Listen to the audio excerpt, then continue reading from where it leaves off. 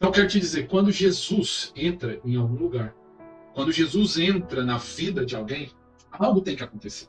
Né? Coisas novas acontecem quando Jesus entra na vida ou na sua história.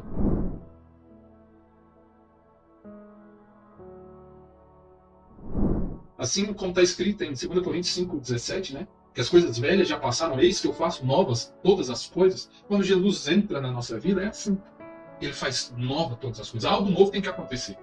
E essa transformação na vida das pessoas, quando Jesus entra, é que divide a história do homem, a história, né, do homem, entre antes de Cristo e depois de Cristo, antes de conhecer a Jesus e depois de conhecer a Jesus. Eu sou um homem antes de Jesus e sou um outro homem antes de Jesus. A história da humanidade foi dividida por causa de Jesus. Existe a nossa era antes de Cristo e depois de Cristo. Então eu quero te falar, o que acontece quando Jesus entra na sua vida? Jesus entrou na minha vida, meu querido, e ele me transformou completamente.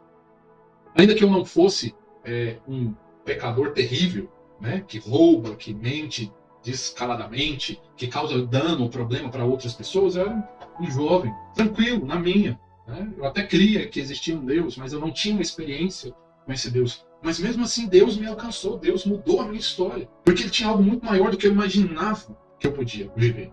Eu quero te falar, Deus tem algo muito maior do que você imagina. A sua vida não se resume a isso que você está vivendo agora. A esse propósito pequeno de, às vezes, trabalhar, ganhar dinheiro, curtir a vida, ter família, filhos e um dia morrer. Isso não é o propósito eterno. Faz parte do propósito do homem que nós estamos vivendo aqui, mas não é o propósito do Senhor para a sua vida. Deixa Jesus entrar na sua história e Ele vai te falar qual é o plano dele para a sua vida. Quando Jesus chega, acaba a confusão. A vida fica organizada, a casa fica organizada. Né? As coisas voltam, de fato, para o lugar da onde deveriam estar. Já chegou um lugar que está uma confusão danada, gente conversando, brigando, discutindo, xingando. Talvez a sua vida, na sua casa, é assim, em alguns lugares.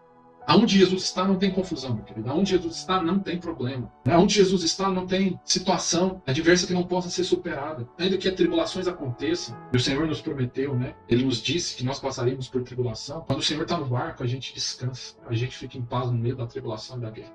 Mas naquela situação tinha uma tribulação, uma confusão. Mas depois da chegada de Jesus, tudo organizou. Tudo foi transformado. Acabou a confusão. Quero te perguntar, quer acabar com a confusão que está na sua vida? Convida Jesus para a sua história, amém? Convida Jesus para chegar na sua vida, na sua história. Deixa Ele mudar a sua história completamente, amém?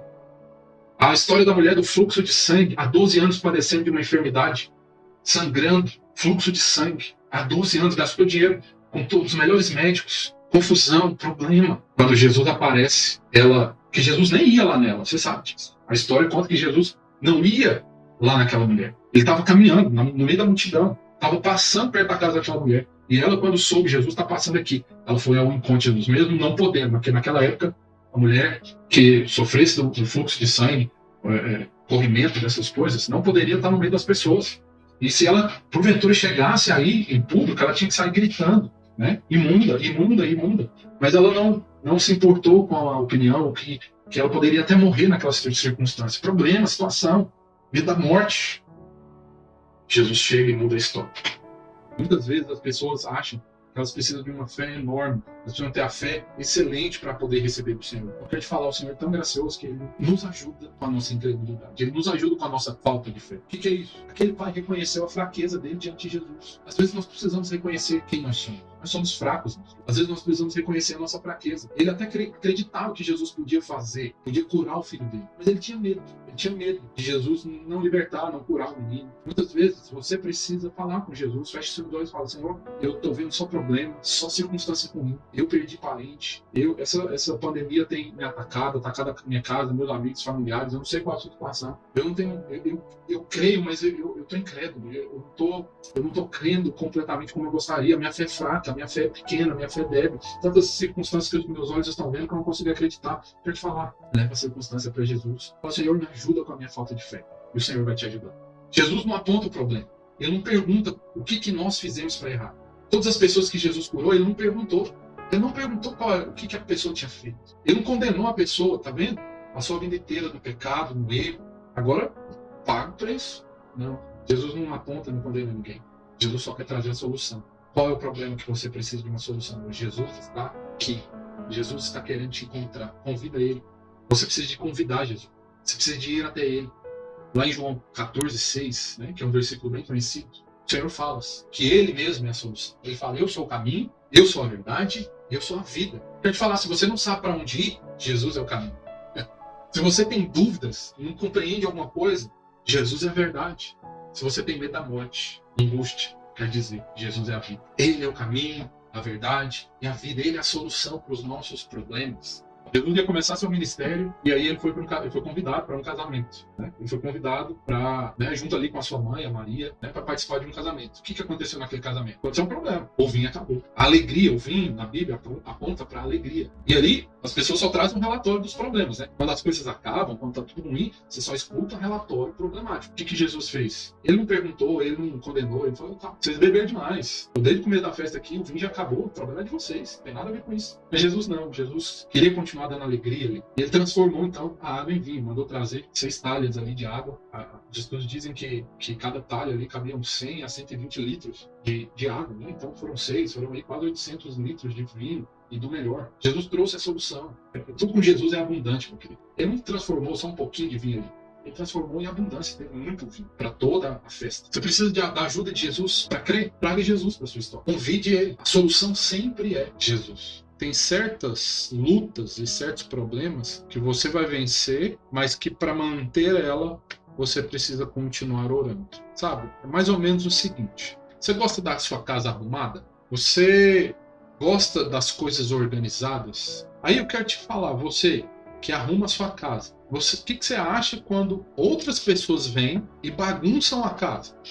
E desorganiza tudo que você fez? É ruim, não é?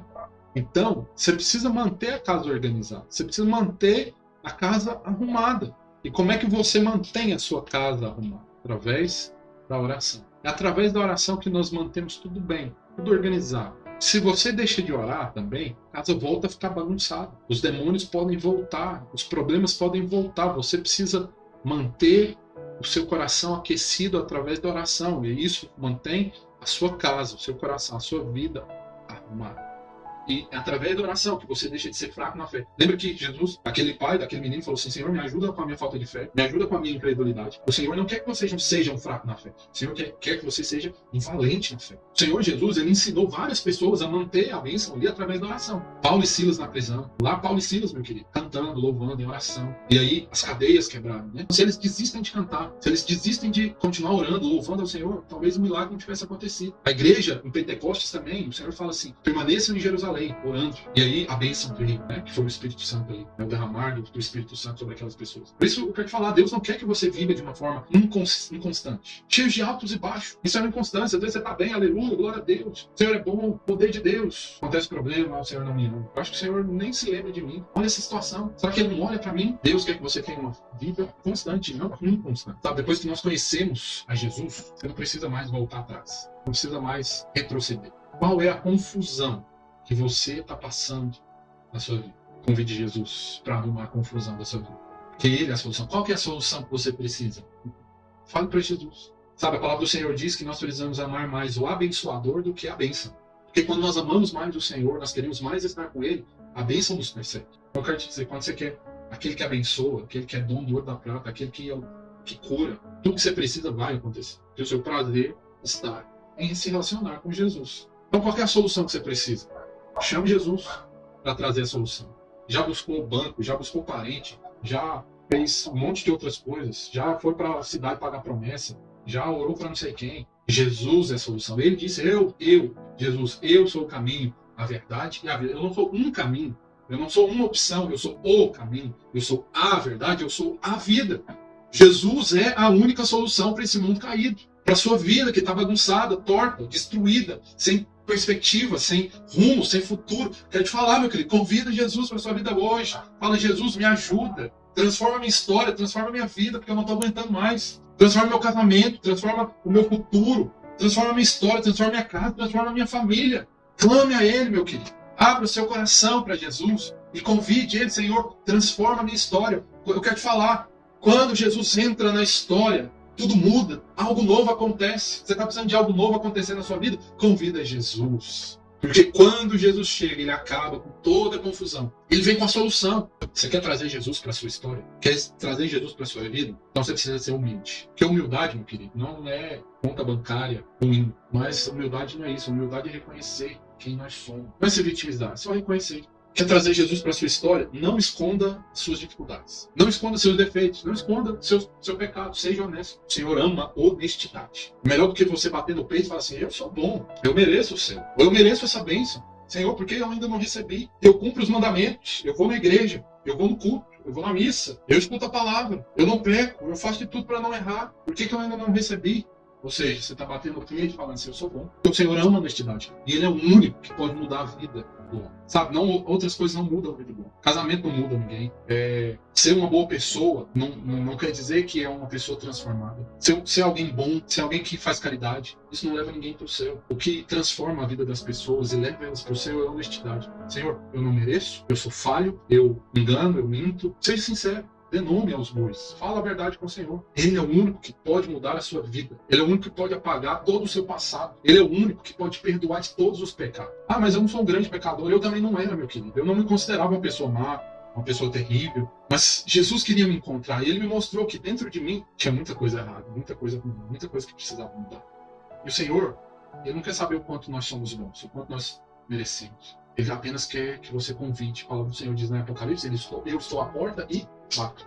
Se você ouvir e me convidar para entrar, então eu entrarei e cearei. Convide o Senhor para a sua vida. Ele está na porta hoje, batendo, querendo entrar, querendo receber um convite, querendo te abraçar. Lá em Isaías 43, 25, que diz, eu mesmo sou o que apago as tuas transgressões. Por amor de mim e dos teus pecados, eu não me lembro. Quero te falar, meu querido. Convide Jesus para arrumar bagunça, para ajeitar toda a confusão, organizar a sua vida. Ele apaga tudo. E Ele se esquece, Ele não se lembra de nada. Ele apaga o nosso passado. Você nasce de novo. É um novo nascimento. Quando você aceita o Senhor, confesse, crê no seu coração, confesse com a boca, há um novo nascimento. O velho homem já não existe mais, agora é um novo homem.